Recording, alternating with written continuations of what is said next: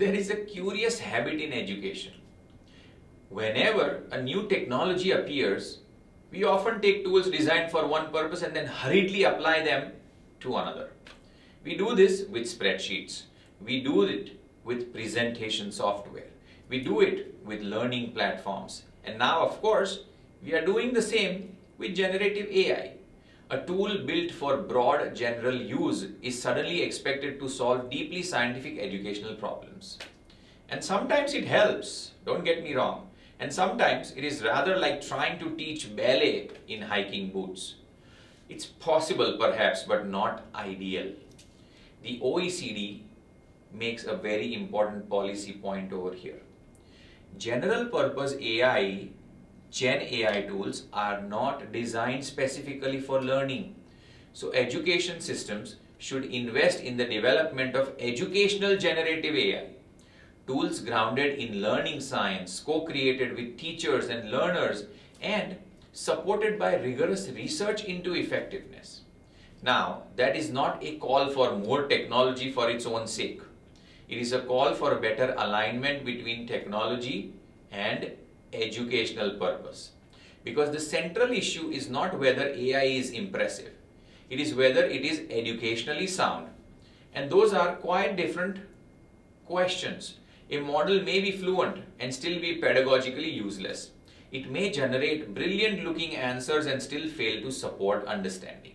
It may feel magical while producing very ordinary educational results. So, if we are serious about generative AI in education, then we must be equally serious about research and development. We need tools built around how people actually learn, tools that understand progression, feedback, motivation, misconceptions, dialogue, scaffolding, timing. We need tools that do not merely complete tasks but help learners become more capable over time.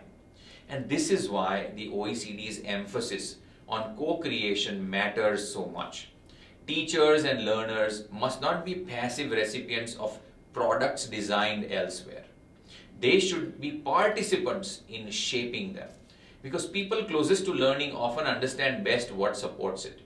The teacher knows where students get stuck. The learner knows what feels confusing, motivating, alienating, or empowering. And without that insight, educational technology can become strangely detached from education itself. The other crucial word over here is evidence. Rigorous research. What is wonderfully unfashionable and absolutely essential. Because education has seen many innovations arrive with fanfare and leave with a whimper.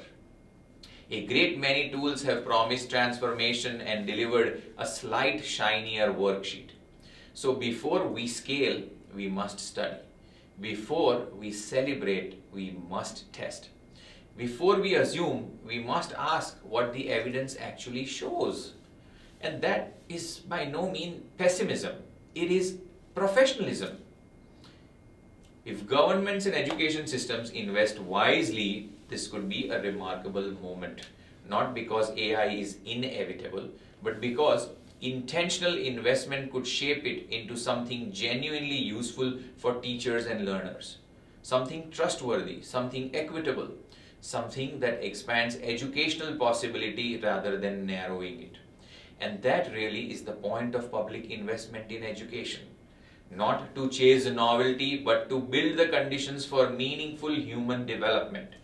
So let us not simply import general purpose AI into schools and colleges and universities and hope for the best. Let us have the courage to design educational tools worthy of education itself.